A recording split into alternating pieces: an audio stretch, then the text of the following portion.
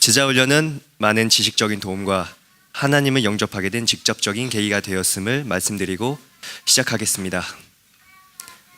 제자훈련을 시작하는 것에 있어서 많은 어려움이 저에게 있었습니다. 일하는 직장인으로서 저녁 시간은 쉴 수 있고 저의 취미 생활을 할 수 있는 포기하고 싶지 않은 시간이었습니다. 특히 금요일 저녁 같은 황금 시간에 제자훈련을 한다는 것을 듣고서는 정말로 목사님 미웠습니다. 그래도 그런 고통을 이겨낸 후 본격적으로 제자훈련을 시작하고 기독교에 대한 본질을 배우고 기독교에 대한 지식을 얻게 되었을 때 저의 생각에는 불현듯 하나님이 누구시지?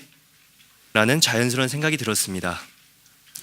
오직 비자만 쫓던 삶을 살던 저에게는 또 다른 생각이 되었고 점점 저의 일상에서 하나님을 생각하는 시간이 많아지게 되었습니다.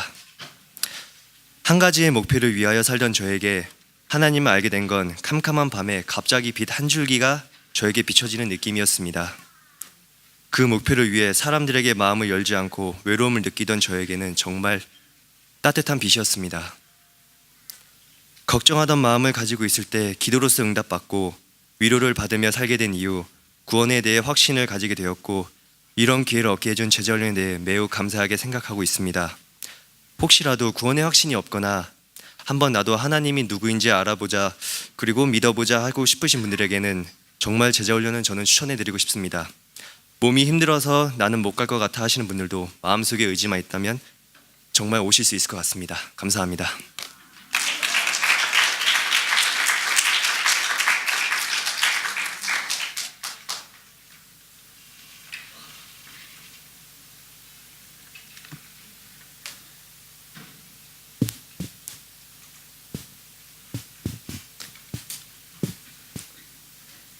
안녕하세요. 너무 숨가쁘게 와가지고 바로 내일이 주일이다. 갑작스런 간중 부탁 메시지를 보고 가장 먼저 내 마음을 스치는 생각은 오늘 하루 중 나에게 내 생각과 마음을 정리할 수 있는 시간이 과연 허락될까 였다. 그렇다. 나는 나의 시간과 에너지를 내 의지대로 사용하는 것이 몹시 제한적인 어린아이 넷을 둔 아줌마 집사이다. 나는 어려서부터 교회 울타리 안에서 자랐고 청년 시절을 지나 결혼 직후 캔버라에 오게 되면서 자연스럽게 여성교회 일원이 되었다. 그리고 그 안에 성경 공부 모임과 여러 모임에 참석해 왔다. 그러다 아이들이 태어나니 성경 공부의 자리에서도 기도의 자리에서도 내가 말씀을 듣는 건지 기도를 하는 건지 아이들을 살피러 온 건지 육아로 인한 육체적인 한계와 쉽게 채워지지 않는 영적인 갈증을 안고 와 대부분 고스란히 갖고 돌아가는 애매한 상황들의 반복이 꽤 오랫동안 지속되면서 나는 많은 영역에 이전에는 잘 느끼지 못했던 한계를 자주 경험하게 되고 그 한계 안에는 주일 예배조차 집중해서 들을 수 없는 상황들도 포함된다. 결혼한 지 8년이 조금 지나자 셋째 아이를 데이케어에 보내면서 그렇게 바라던 혼자만의 시간이 조금 허락되었고 이제 다시 나를 찾겠노라고 단단히 마음먹고 있었다. 그런 나에게 넷째를 허락하신 하나님. 넷째를 임신했을 작년 남편의 배려로 나는 홀로 수요예배 갈 수 있는 호사를 누렸고 캔버라에서 열리는 집회에도 가끔 참석할 수 있었다.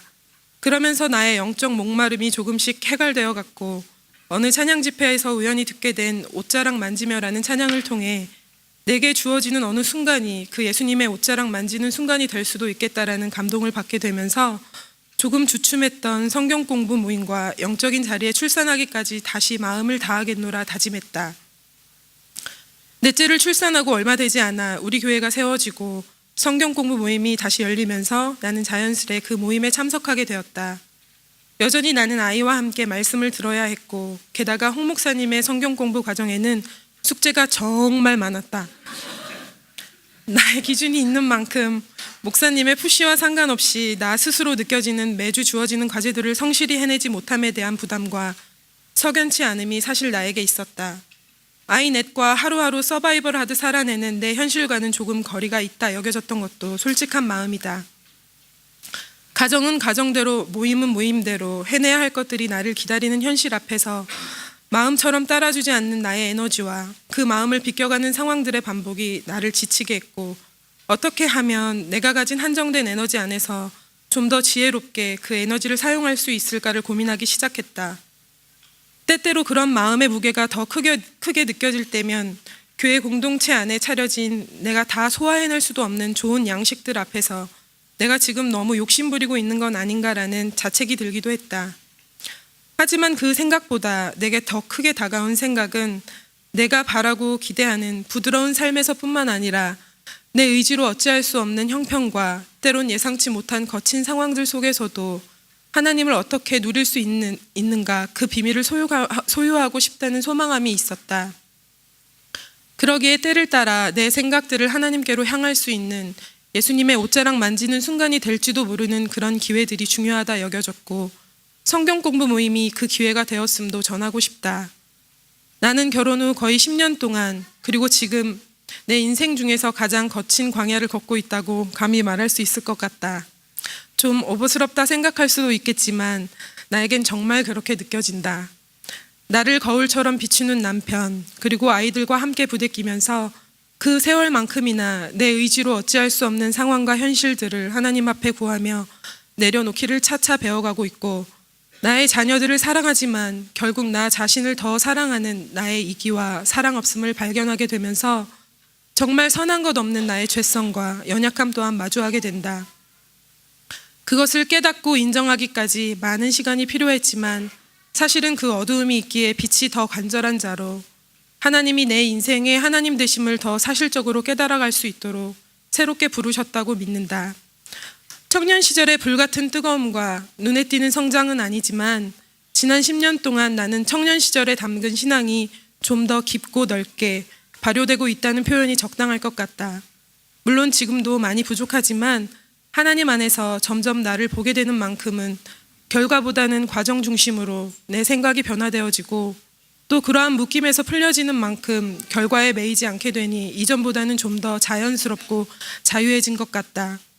좀 더 멀리 보고 큰 비전을 품는 것도 중요하지만 때를 따라 주어지는 삶의 스텝을 주 안에서 성실히 한 걸음 한 걸음 너무 욕심내지 않고 조바심 내지 않으며 걸어갈 수 있길 기도하는 요즘이다.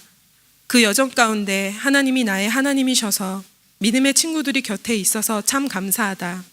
그리고 본인의 의지와 상관없이 나를 항상 빛으로 이끄는 하나님께로 이끄는 동반자인 구루 아빠와 내 아이에게 고마운 마음을 전하며 마지막으로 이 모두를 허락하신 하나님께 영광을 돌린다.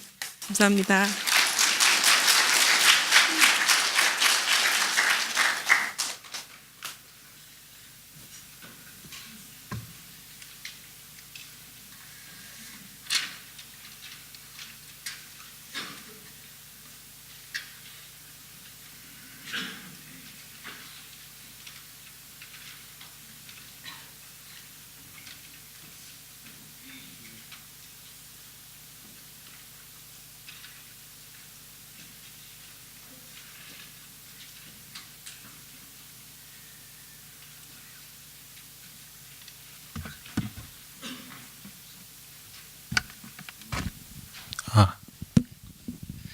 예, 감사합니다. 예, 제가 오늘 간증을 좀 부탁을 했는데, 짧게 해달라 그랬는데 짧게 했어요.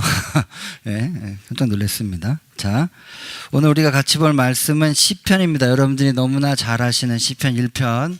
때로는 암송도 하실 수 있는 분들이 있으실 텐데, 말씀과 복이라는 제목으로 저희가 오늘 마지막 복 시리즈 이제 마지막 시간을 좀 갖도록 하겠습니다.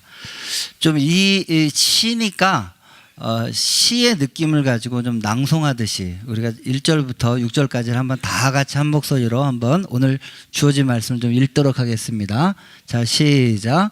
복이 있는 사람은 악인의 꾀를 쫓지 아니하며 죄인의 길에 서지 아니하며 오만한 자의 자리에 앉지 아니하고 오직 여호와의 율법을 즐거워하여 그 율법을 주야로 묵상하는 자로다. 저는 시냇가에 심은 나무가 시절을 쫓아 과실을 맺으며 그 잎사귀가 마르지 아니함 같으니 그 행사가 다 형통하기로다. 악인은 그렇지 않으며 오직 바람에 나는 겨와 같도다. 그러므로 악인이 심판을 견디지 못하며 죄인이 의인의 회중에 들지 못하기로다. 대저 의인의 길은 여호와께서 인정하시나 악인의 길은 망하기로다. 아멘. 자, 반갑습니다. 우리 좌우 옆에 계신 분들과 함께 서로 이렇게 인사할까요? 당신을 이곳에서 봐서 더 반갑습니다. 한번 서로. 예, 반갑습니다. 자, 감동스러운 간증문을 잘 들었고요. 오늘은 여러분이 잘 아시는 대로 제자훈련 수료 예배로 드려지는 날입니다. 이미 앞에서 간증자들이 충분히 좋은 이야기를 해서 제가 좀 간단하게 살짝 말씀을 좀 얹는 시간만 좀 갖겠습니다. 우리가 지난 2주간 복 시리즈에서 이야기를 나눴습니다. 저희가 한 주 걸러서 나왔기 때문에 먼저 지난 2주 동안의 복 시리즈에 대한 결론 부분만 좀 정리를 해보겠습니다. 다음과 같습니다. 제가 첫 번째로 성경에서 말하는 복의 본질에 관해서 이야기를 할 때 성경은 복으로 가득 차 있다. 진심으로 하나님은 우리가 하나님의 피조물로서 이 땅에서 신령한 복을 누리고 살아가기를 원하신다. 성경은 우리 하나님을 복 주시는 하나님으로 설명하고 있다. 자, 그래서 성경에 수많은 복에 관한 구절들을 여러분들에게 이야기를 해드렸어요. 두 번째, 성경에서 말하는 진정한 복은 하나님과 함께 가는 것, 임마누엘이다. 그것은 구약의 성막과 제사제도 10계명에 다 들어가 있고, 심지어 하나님은 예수 그리스도를 십자가에 죽이시는 방법을 택하셔서 우리의 죄를 사하시고 우리가 하나님과 함께 거하실 수 있도록, 그리고 신약 시대에는 보혜사 성령을 우리 마음에 주시는 방법까지 택하셔서 일관되게 하나님은 우리와 함께 거하시기를 원하셨다.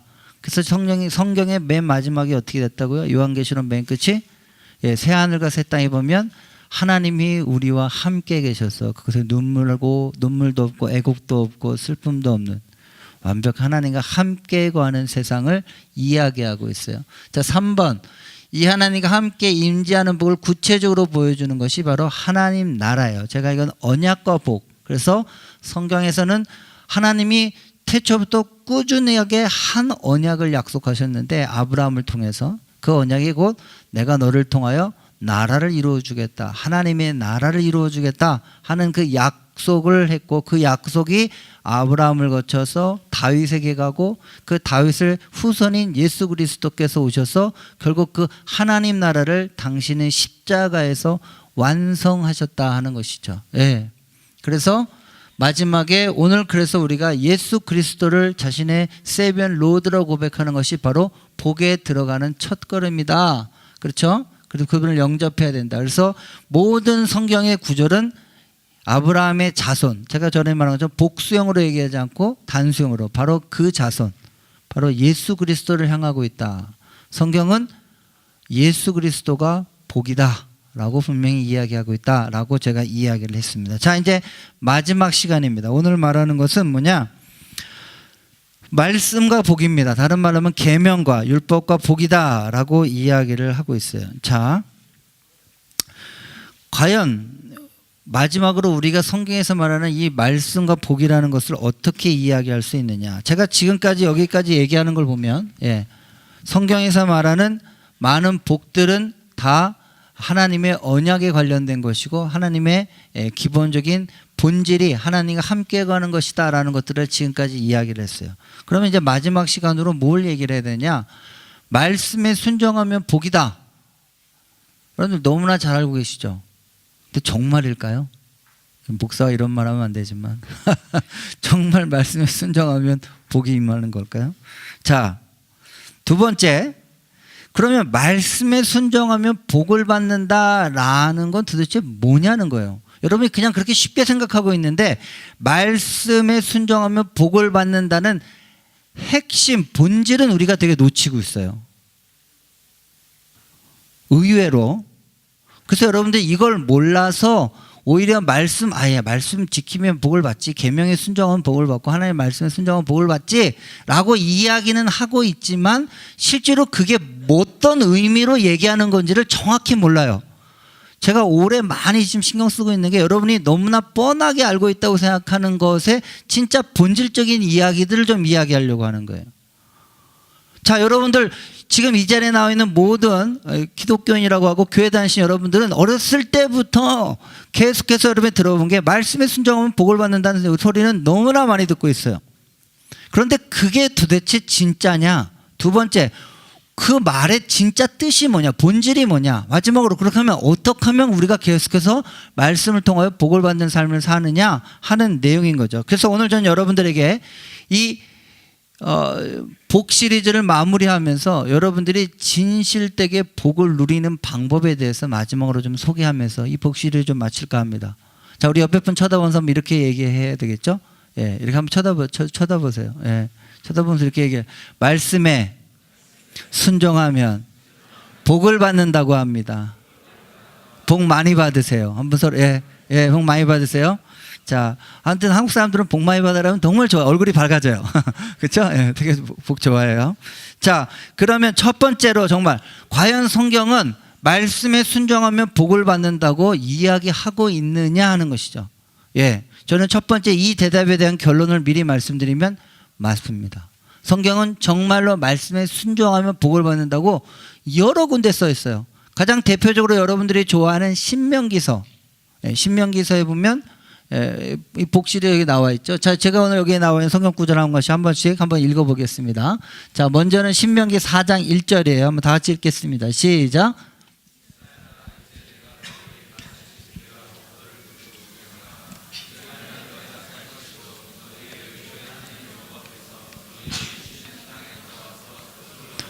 자, 밑에 신명기 6장 3절입니다. 시작.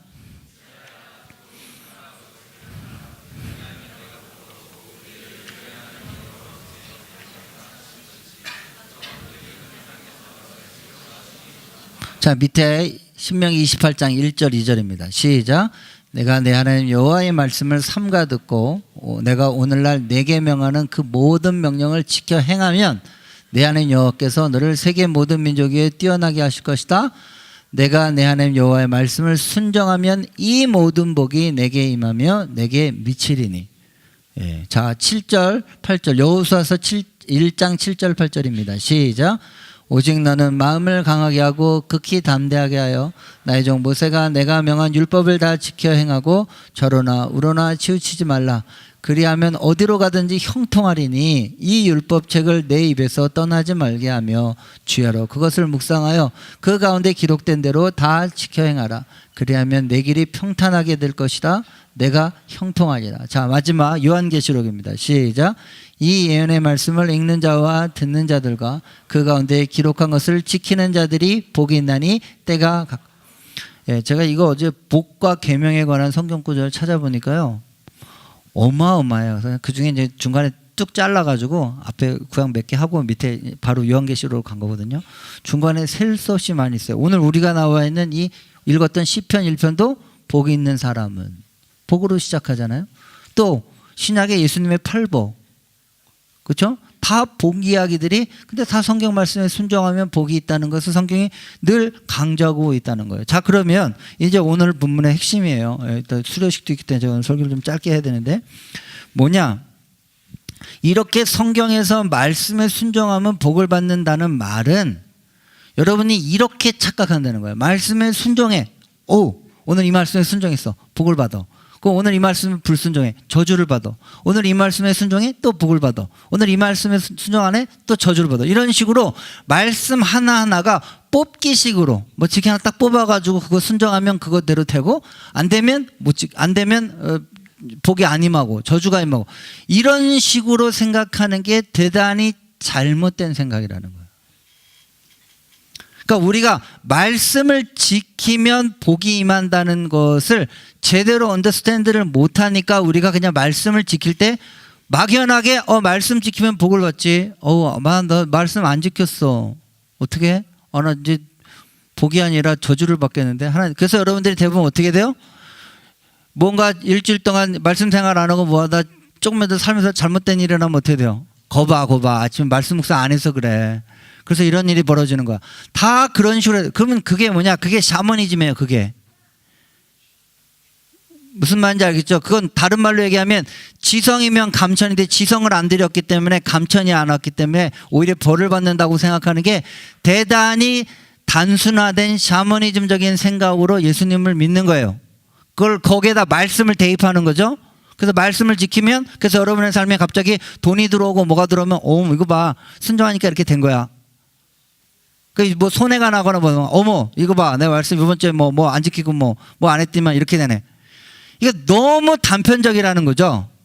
그런 식으로 말씀을 지켜야 된다고 이야기하는 포인트가 이게 아니라는 거예요. 자, 그거를 첫 번째로 이야기할 수 있는 첫 번째 근거는 뭐냐? 이 여기에 있는 이 계명의 탄생의 시점을 좀 보겠습니다. 자, 여러분 말씀이다, 계명이다, 율법이다. 성경에 제일 먼저 나온 데가 어디예요? 출애굽기에 나와 있는 10계명부터 시작해요. 출애굽기 20장부터 시작해요. 그런데 출애굽기 19장은 바로 어떤 구절이냐? 여러분이 잘 알다시피 출애굽기 19장이 이스라엘 백성이 처음으로 민족 대 하나님과 사인을 하는 시간이에요. 내가 당신을 우리의 나라의 왕으로 인정하겠다. 하나님도 내가 너희를 내 백성으로 삼아주마 하면서 출애굽기에서 드디어 시내산에서 그전까지는 족장 아브라함과 했던 약속을 한 민족 200만이나 되는 이스라엘 백성 전체를 향해서 사인해 주는 게 출애굽기 19장 5절 6절에 나와 있어요. 제가 이건 너무 많이 봐서 이제 안 찾았어요. 예, 이제 우리 교회 성도님이면 출애굽기 19장 5절 6절 정도는 이제 외우셔야 되는데, 자 사인을 했어요. 그리고 난 다음에 바로 나오는 게 뭐냐? 여러분이 잘 아는 출애굽기 20장부터 나오는 10계명이에요. 제가 출애굽기 20장 10계명만 가지고 지난 전반기에 몇 주 동안이나 설교를 했습니다. 기억나시죠? 예, 기억이 안 나시는군요. 예, 여러분 얼굴 보니까 날마다 새로워요. 아무튼 시점은 뭐냐? 10계명이다. 말씀이라는 게 출발한 게 쌓인 다음이에요. 다 쌓인 다음이에요.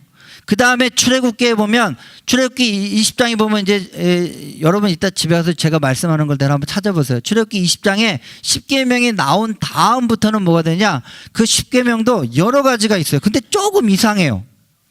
10계명을 보면 대표적으로 하나님과의 관계, 인간과의 관계 이렇게 나눠서 하죠. 그 다음에 출애굽기 20장에 보면 제사제도에 관한 율법이 훨씬 많아요.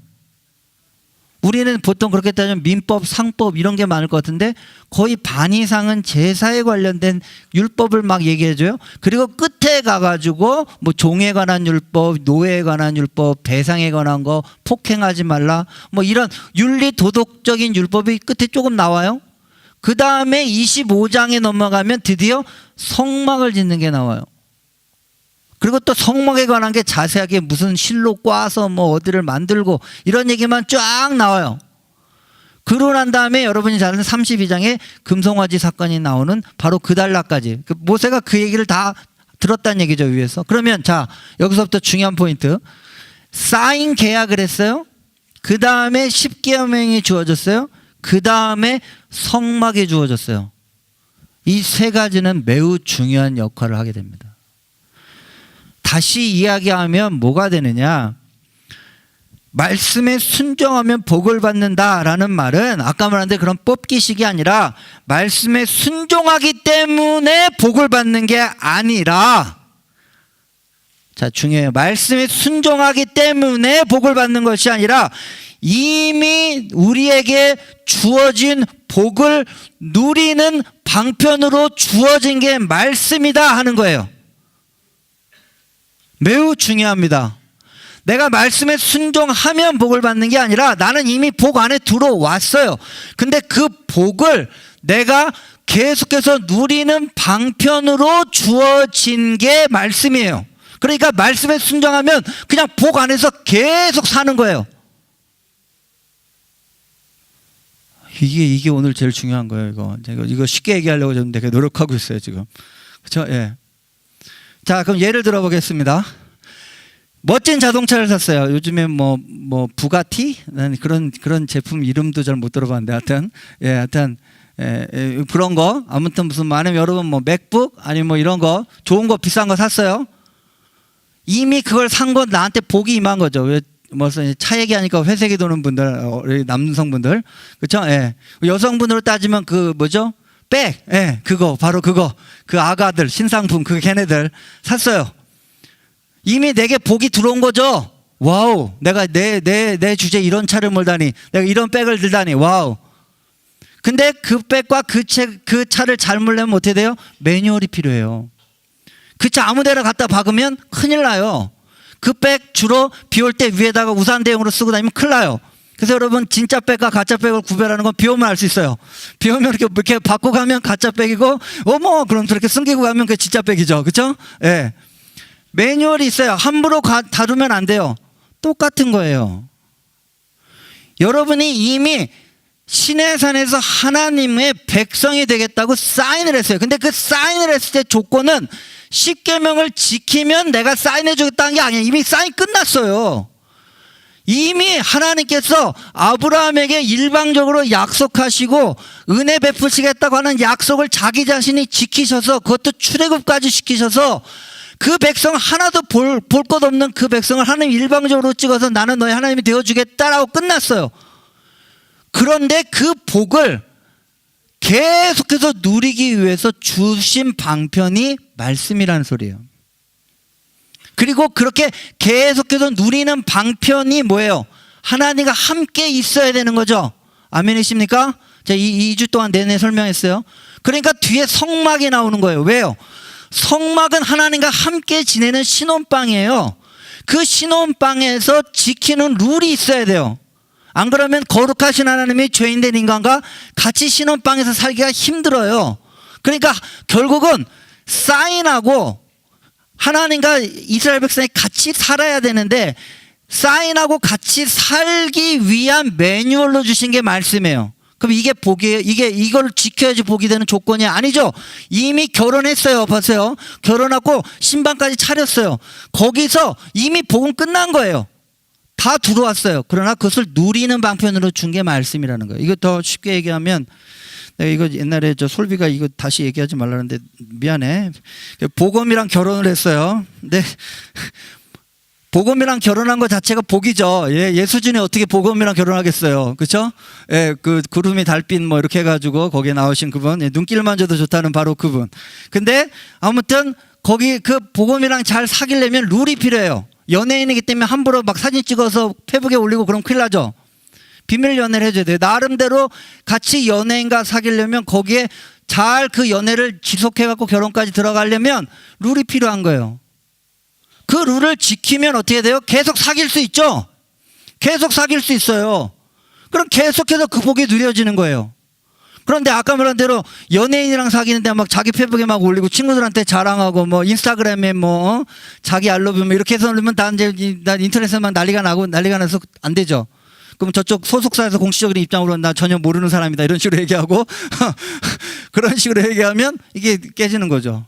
자, 마지막으로 여러분의 아이가 있습니다. 뒤에 집사님들. 이미 내 자식이에요.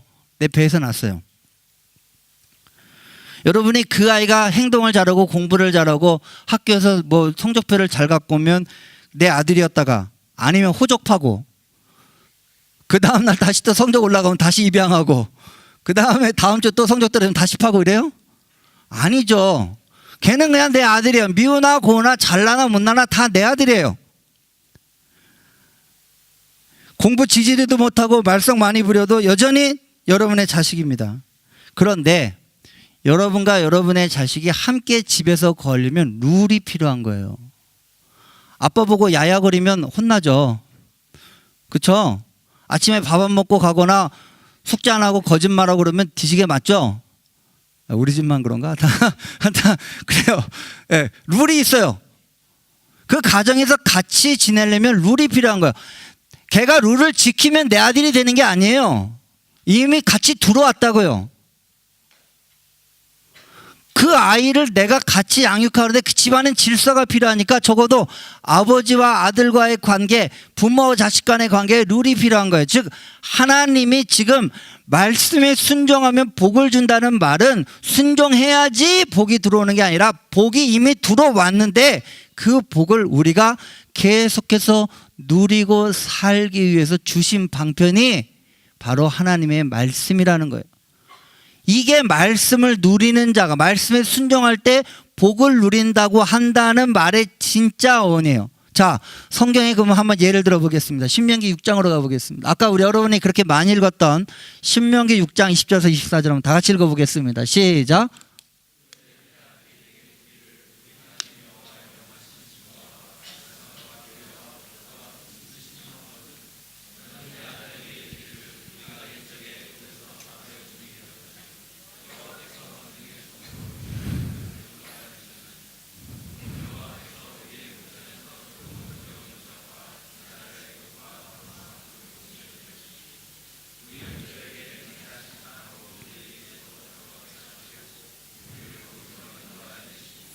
여호와께서 우리에게 이 모든 규례를 지키라 명하셨으니 이는 우리로 우리 하나님 여호와를 경외하여 항상 복을 누리게 하기 위함이시며 또 여호와께서 우리로 오늘날 같이 생활하게. 자, 여러분, 신명기는 모세의 고별 설교 3편이 들어가 있는 걸 신명기라고 얘기합니다. 또 진짜죠. 다시 명하다. 모세는 여러분이 알다시피 가나안 땅에 들어갈 수가 없어요. 모세가 나이가 돼서 다 죽게 됐어요. 그래서 새롭게 광야에서 태어난 세컨 제너레이션, 다음 세대들에게 이제 여호수아에게 리더십을 물려주고 그 여호수아를 통해서 땅을 정복하기 바로 직전에 앞서서 그들에게 모세가 주는 마지막 고별 설교 3편을 묶어놓은 게 신명기예요. 그런데 여러분, 신기하게 신명기가 만약에 우리가 만약에 모세라면 차라리 이 마지막 고별 설교 3편에 여호수아 너는 이렇게 리더십을 발휘해서 여기부터 치고 그 다음에 무기는 이렇게 준비를 하고 군사훈련은 이렇게 하고 야영은 이렇게 하고 해서 지금 왜냐하면 땅을 정복하지 않았으니까 땅을 정복하는 방법을 마지막으로 일러주는 게 훨씬 더 합리적이에요. 그런데 모세가 신명기에서 3편 설교를 할 때 한 번도 전쟁을 이렇게 치러라고 얘기해 준 게 없어요. 모세는 기정사실화해요. 지금 신명기에서 나오는 모든 규례를 지켜라, 명령을 지켜라, 그리하면 너가 땅을 차지할 것이고 그리하면 너가 전쟁에 이길 것이고 이렇게 얘기한 게 아니에요. 모세는 이미 하나님이 그들과 함께 하심으로 그 땅을 차지할 것을 기정사실화해요. 모세가 더 걱정하는 건 뭐냐? 거기에 그 땅을 정복하고 난 후에 하나님이 선물로 주신 그 가나안 땅에서 그들이 영원토록 장구하게 풍성하게 복을 누리고 살아갈 것들에 대해서 걱정을 하고 있어요. 그래서 신명기에 나와 있는 모든 내용들은 다 그들의 후손이 어떻게 하면 그 하나님이 이미 복으로 주신 가나안 땅에서 복을 누리고 살아갈 것인가에 대한 지침으로 가득 차 있어요. 그 복을 누리고 살아가는 지침에 가장 확실한 건 뭐예요? 하나님의 말씀에 순종하라는 거예요. 우리가 그 잘 알고 있는 신명기 6장에 이스라엘의 쉐마, 이스라엘에 들으라 라고 하는 그 모든 것들이 다 복을 누리기 위한 방편. 여기도 보세요. 여기도 24절 한 구절을 설명하려고 이 위를 다 설명한 거예요. 20절 보세요. 후일에 네 아들에게 묻거든 하나님의 명하신 주님 법도가 무슨 뜻이냐? 말씀을 왜 줬냐고 후일에 있는 사람들이 물어보거든. 이 말씀을 도대체 하나님이 우리에게 왜 주셨어요? 라고 물어보면 뭐라고 얘기하냐면 우리가 옛날에 애굽에 종됐던 자들이고 정말 하나님을 하나님이라고 부를 수가 없는 정말 그런 족속이었는데 하나님께서 우리 목전에서 크거든요 이적과 기사로 배를 온 집에 베푸시고 하나님의 일방적인 은혜로 우리를 출애굽시키셔서 하나님의 일방적인 은혜로 가나안 땅에 들어가게 하셨어요. 즉 그들이 누리고 있는 가나안 땅의 모든 복은 그들이 열심히 노력해서 얻은 게 아니란 말이에요. 그런데 거기서 이 복을 경외하여 항상 누리게 하시려고 너에게 계명을 준 것이다 라고 설명하거라 라는 뜻이에요. 자, 그러면 명확하죠? 성경에서 말씀이 주어진 것은 말씀을 따르면 복이 임하는 거예요? 아니에요. 이미 복은 임했어요. 복을 누리기 위한 방편이에요. 자, 이거에 대한 두 번째를 한번 들어보겠습니다. 두 번째는 뭐냐? 여러분이 가장 힘들어하는 레위기입니다. 레위기. 자, 레위기 보면 이게 뭐 정육점도 아니고 이게 참 죄송합니다. 베스트와 죄송합니다. 하여튼 이게 뭐 하여튼 많아요. 이게 뭐 어디 각을 뜨고 뭐하고 막 너무 많아요. 여러분들이 대부분 성경 통독하다 레위기에서 막히죠. 뭐 거의 뭐 호러 영화 뭐 다 피 뿌리고 막 그렇죠? 근데 너무 자세하게 해놨어요. 너무 자세해요. 왜 그럴까요? 생각해 보신 적 있어요? 구약 사람들 되게 피곤하겠구나. 생각해 보신 적이 있냐고요. 왜 그런 법이 너무나도 많은 거예요? 아까 얘기한 대로 하나님이 이미 하나님의 백성이 되어 주시겠다고 했어요. 그리고 신방을 같이 차렸어요. 하나님이 그들 가운데 함께 계셨어요. 그런데 아까 말한 대로 거룩한 하나님과 죄된 인간이 같이 살 수가 없어요. 그래서 죄된 인간이 거룩한 하나님과 같이 살 때, 죄를 범할 때 관계를 회복할 수 있는 방식을 제사제도를 통해서 자세하게 설명한 거예요. 그러면 그 제사제도에서 죄 문제를 뭐 각을 뜨고 뭐 번제를 지내고 소제를 지내고 하는 그 모든 제사의 내용의 핵심은 뭐예요? 하나님과 다시 사귀고 다시 같이 있게 하기 위한 그 모든 방편을 설명해 준 거예요. 무슨 말인지 알겠죠? 왜 굳이 제사제도가 그렇게 기냐? 그 내용은 하나님과 함께하는 것이 복이기 때문에. 근데 하나님이 이미 우리에게 함께 해주시겠다고 약속하셨기 때문에. 근데 최소한의 이런 매뉴얼을 지켜야 너희들이 하나님과 영원히 함께하고 복을 누릴 수 있다는 것을 이스라엘 백성에게 잘 알려줘야 되기 때문에 그것에 대해서 구체적으로 레위가 그렇게 긴 거예요. 그러니까 이 말을 봐도 이미 뭐냐, 하나님과 관계를 해결하는 방편을 써줬다. 이것이 바로 말씀을 지키면 그때 하나님이 다시 들어오는 게 아니라 이미 계신 하나님과 잘 살라고 해준 것이 레위기 이야기라는 것입니다. 자, 그럼 마지막 세 번째로 팔복도 마찬가지입니다. 자, 팔복을 한번 보겠습니다. 자, 우리 9절까지만 한번 읽겠습니다. 다 같이 시작.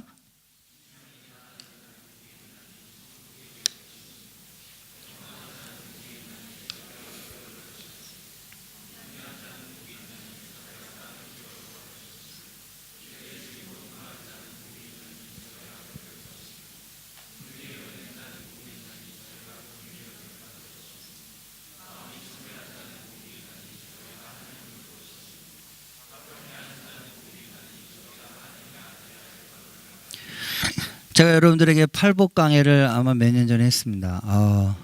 팔복을 구약의 10계명이다 이렇게 얘기했어요. 자, 이 팔복도 어떻게 되냐? 저희가 처음에 얘기했죠.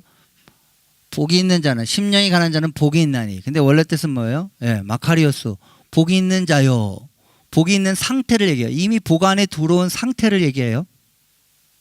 저 헬라어의 뜻은. 그런데 이것이 왜 구약의 10계명과 똑같으냐? 예수님이 이 팔복을, 제가 일부러 색깔을 배워놨어요. 색깔을. 자, 저번에 이게 오렌지가 좀 3절과 8절이 약간 오렌지색인데, 심령이 가난한 자는 복이 있나니 마음이 청결한 자는 복이 있나니. 그래서 제가 여러분에게 이 팔복에 대해서 간략하게 개요를 설교할 때, 복은, 행복은 어디서 오느냐? 마음의 상태에서부터 온다 이렇게 얘기했어요. 우리 마음의 태도가 복을 결정한다라고 얘기했어요. 두 번째, 제가 여기에서 나온 것처럼 빨간색으로 4절, 5절, 6절 보세요.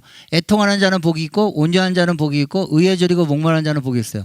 저 4, 5, 6절은 다 하나님과의 관계를 뜻해요. 죄에 대해서 애통하는 거예요. 늘 하나님과의 관계에서 죄에 대해서 애통해요.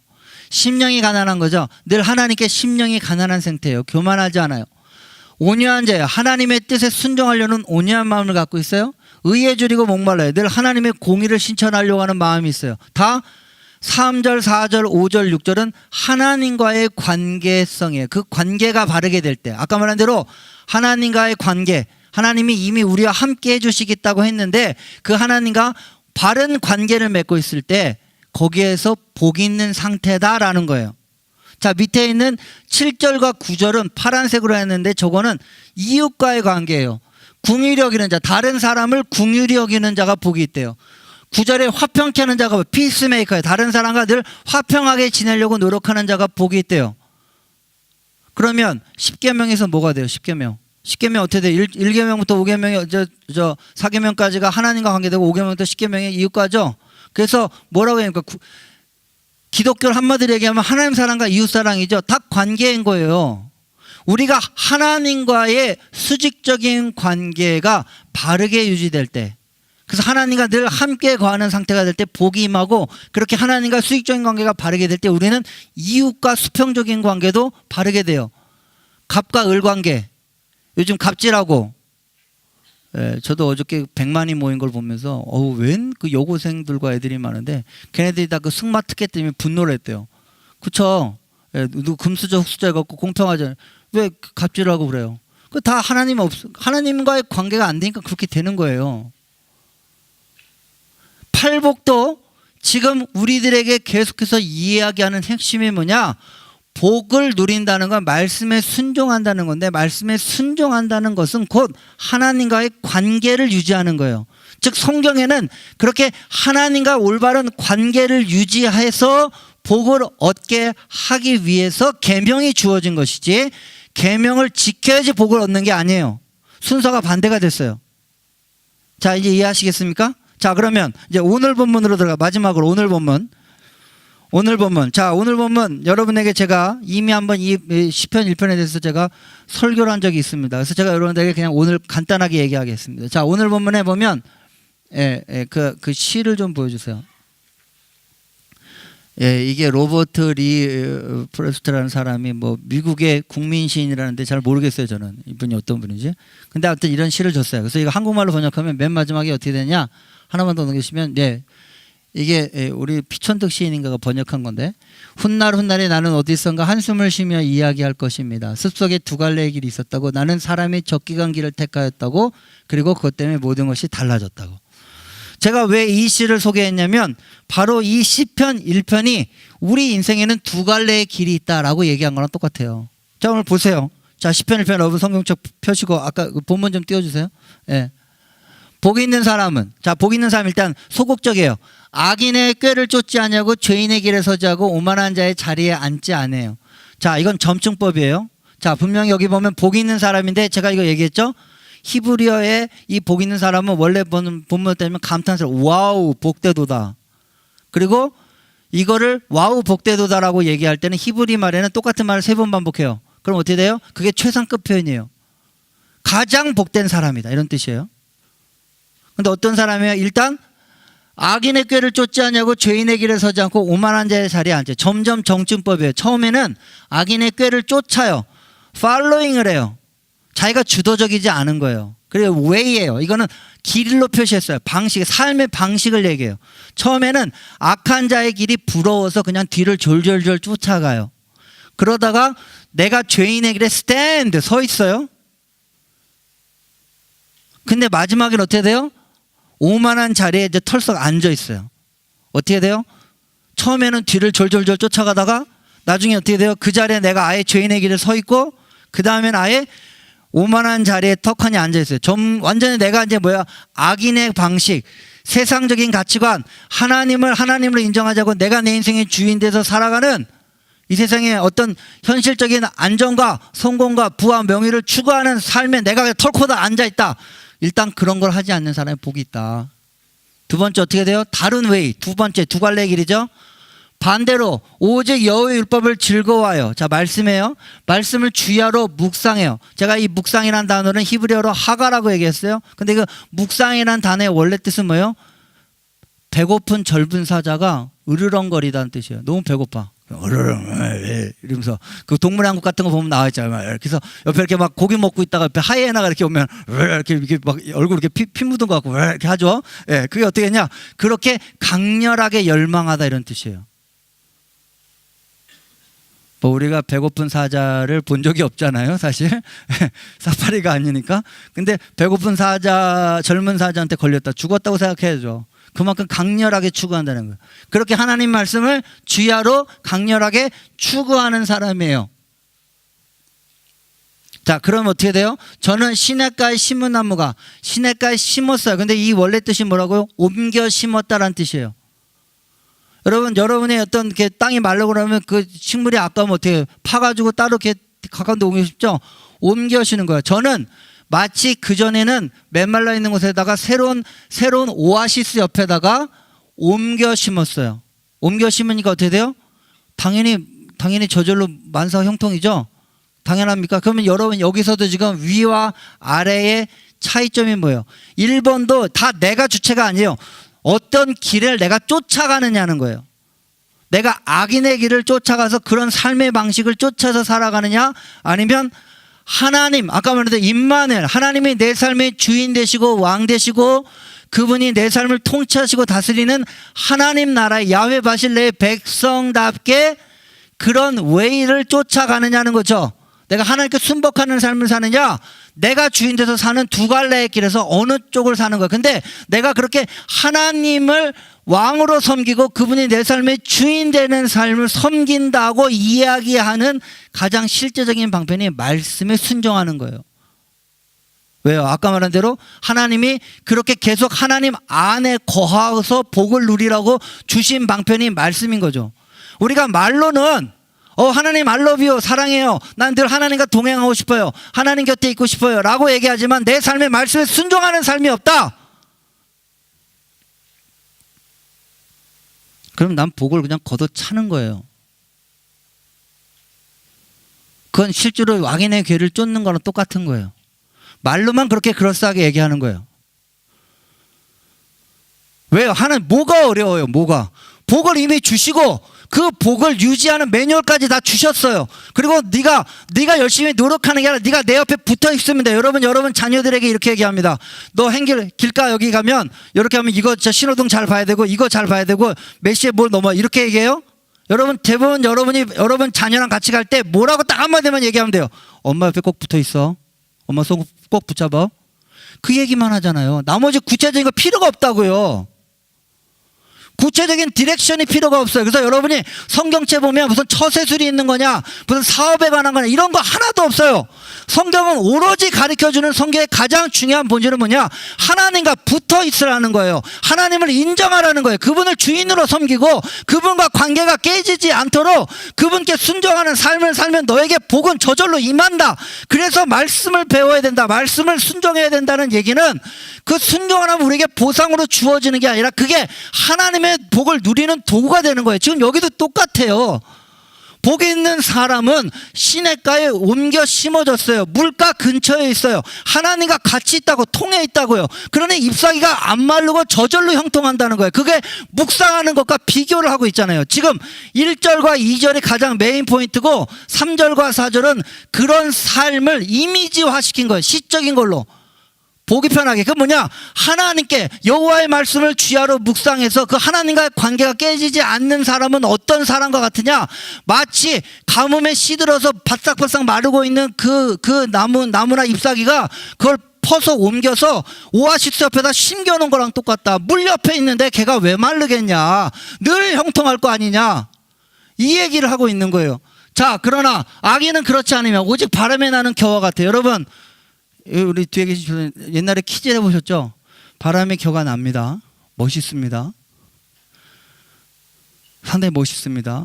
그런 인생 멋있습니다. 그래서 10대는 뭐 어디 가서 아프리카에서 살고, 20대는 뭐 장사도 해보고, 30대는 연극도 해보고, 뭐 인생 버라이어티에 사는 것 같습니다. 그러나 하나님과 관계가 끊어지면 어떻게 돼요? 맨 밑에 버튼 뭐랬어요? 6절. 악인의 길은 결국 망하는 거예요. 멋있고 재밌어 보여도 소용없는 거라고요.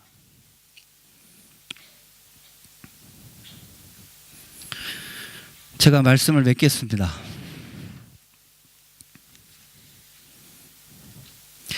성경은 여러분들에게 하나님의 말씀에 순종하면 복이 임한다고 분명히 이야기를 하고 있습니다. 그러나 그 말씀에 순종하면 복이 임한다는 것은 아까 말한 대로 말씀을 순종하면 그저 뽑기식으로 복을 얻는다는 게 아니에요. 제가 여러분들에게 오늘 제일 많이 강조하는 건 뭐냐, 오늘 제자훈련 수료 예배예요. 제자훈련하면 뭐가 달라지냐고요? 달라지는 거 없어요. 뭐 제자훈련 엘리트주의, 왜 우리 교회는 뭐 하는 것도 없어서 별로 없어요, 사실. 근데 왜 제자훈련을 강조하느냐, 여러분들이 누린 복이 너무 아까워서, 제발 그 복 좀 누리시라고, 쓰는 방법 좀 알려달라고 제자훈련 하라는 거예요. 또 하나, 제자훈련하면 가장 큰 게 뭐냐, 아까 말한 대로 우리는 옆에 미안해, 솔비 한 번만 더 할게. 보검이 오빠를 옆에다 두고서 계속 난 딴 사람한테 한눈 팔어. 그게 우리야. 그런 우리에게 계속해서 말씀이 우리를 경계시켜줘야 돼요. 말씀이 뭘 얘기하는 거예요? 지금 계속, 야, 네가 누린 복을 생각해봐. 네가 지금 누리고 있는 복을 생각해봐. 세상 사람들이 억만금을 줘도 가질 수 없는 예수 그리스도라는 보배를 네가 가졌고, 네 힘과 노력으로 절대 들어갈 수 없는 하나님 나라를 가졌으며, 네가 지금 당장 죽어도 영원한 천국에 영원하며 성령이 네 안에 있는 네가 지금 누리고 있는 그 복을 생각해봐. 그런데 그 복을 그렇게 하찮게 여기고 여전히 세상에 오만한 자의 자리와 죄인의 길에 서 있고 거만한 자리에 앉아 있으면 안 되잖아. 네가 있는 그 복을 발로 네가 걷어차면 안 되잖아. 그러니까 말씀이 우리에게 계속해서 강조하는 거예요. 네가 누린 복을 생각해봐. 네가 지금 어떤 은혜의 자리에 있는지 생각해봐. 네가 지금 도대체 하나님과 얼마나 귀한 은혜를 갖고 있는지 생각해봐. 그리고 그거는 하나님이 너에게 그걸 주신 것은 그걸 실제로 누리고 사용하라고 하는 거니까 제발 내 말 좀 들어. 그러면 너는 그냥 계속해서 그 복 안에 살 거야. 말씀이 강조하는 게 이거예요. 그래서 우리가 제자훈련을 하고 말씀을 읽어야 되는 이유가, 그걸 읽으면 천국 가고, 그걸 읽으면 무슨 갑자기 뭐 신앙이 좋아지고, 그걸 읽으면 다 우리가 갖고 있는 걸 못 누리고 있는 거예요.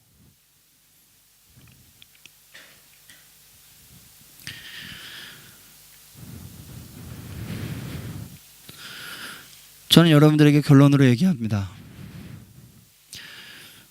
우리가 복을 누리는 방법은 말씀에 순종하는 게 아닙니다. 복을 누리는 유일한 방법은 예수 그리스도가 여러분의 삶의 주인 되시는 것입니다. 아멘이십니까? 오늘 당장 복을 누리고 싶기 원하시면 예수님을 영접하시기를 주의 이름으로 축원합니다. 예수 영접하면 여러분은 이미 복 안에 들어왔어요.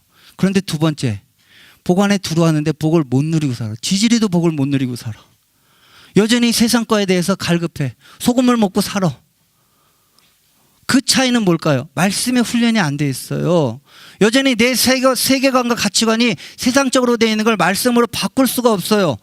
늘 세상적인 가치관. 그래서 제가 로마서 12장 1절, 기독교인의 대언장 뭐라고요? 너희의 몸을 그리스도의 산 제사로 드리라. 너희는 오늘도 뭐라고요? 예, 이 세상을 본받지 말고 너희 마음을 새롭게 함으로. 가치관을 바꿔야 돼요. 뭘로 바꿔요? 하나님의 말씀으로 가치관이 바뀌어져야 그 복이 복인지 알고 그 복을 누릴 수가 있는 거예요. 나는 지금 부가티 타고 다니는데 옆에 지금 현대차를 타고 다니는 사람들을 부러워하고 있는 거예요. 혹시 현대에 근무하시는 분 죄송합니다. 그냥 예를 들다 보니까. 예. 그 가치관을 바꾸고 내가 누리는 이 신령한 복이 무엇인지를 알고 이 세상에서 돈이 없고 빽이 없고 아무 것이 없어도 당당하게 살고 저 천국을 소망하며 살고 나그네처럼 살고 이웃에게 나눠주고 살고 베풀고 희생하며 그렇게 살아갈 수 있는 삶의 능력을 가질 수 있는 게 하나님의 말씀에 순종할 때 나오니까 말씀에 순종하라는 거예요. 말씀 부가적인 거예요. 먼저 그리스도 예수 안에 복에 들어오시기를, 하나님 나라의 백성이 되시기를 주의 이름으로 축원합니다.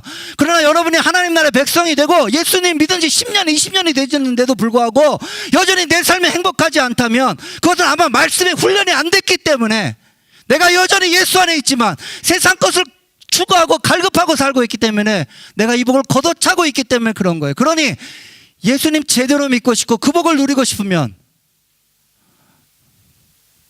말씀 훈련하세요.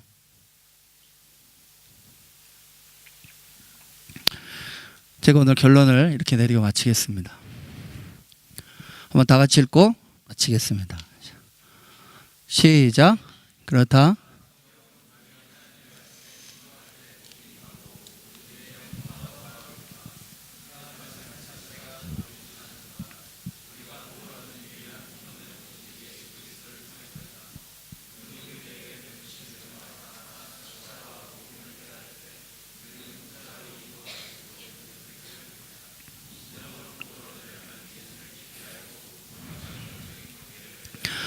다음 주 우리 캔버라 우리 교회 첫 번째 세례식입니다. 모든 사람들 앞에 내가 예수의 종이고 예수가 내 삶의 주인이고, 그런데 나는 이 역설적인 진리로 복 안에 들어온 자라는 것을 고백하는 시간입니다. 말씀에 순종한다고 복이 주어지지 않아요. 예수를 믿어야 복이 주어져요. 그리고 예수를 믿는데 0.1초도 걸리지 않아요. 어떠한 것도 노력하지 않아요. 성경 통독 10번 해야지 예수 믿게 해준다, 복 받는다, 이런 얘기 한 적 없어요. 오늘 이 시간에 예수를 여러분의 삶의 구주와 주님으로 고백하시고 이 복 안에 들어오시기를 주의 이름으로 축원합니다. 두 번째입니다. 한번 읽겠습니다. 예, 밑에 2절 있어요. 예, 죄송합니다. 2번. 예, 2번 한번 읽겠습니다. 시작. 말씀은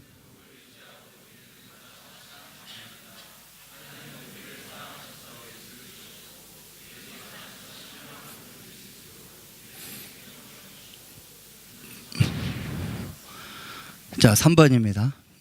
예, 시작.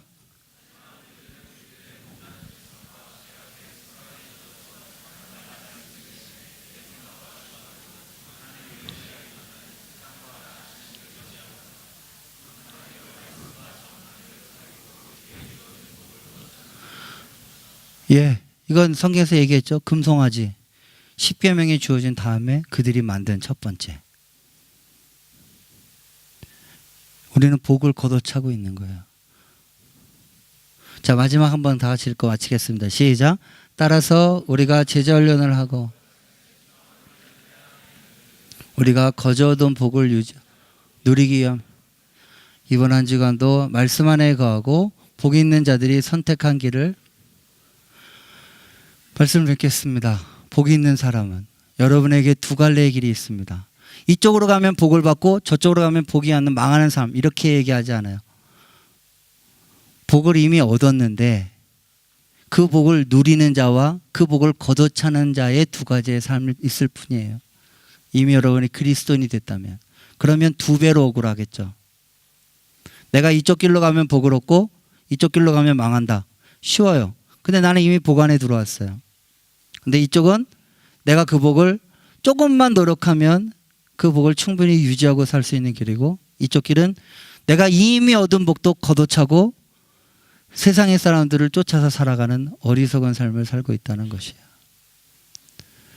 이번 한 주간 예수 그리스도가 여러분의 삶의 복임을 알아 그 예수 그리스도를 더욱더 내 삶의 주인 되도록 말씀 안에 순종하는 이 복을 누리시기를 주의 이름으로 축원합니다. 기도하겠습니다. 우리 찬양팀 나오셔서 우리 같이 기도하겠습니다.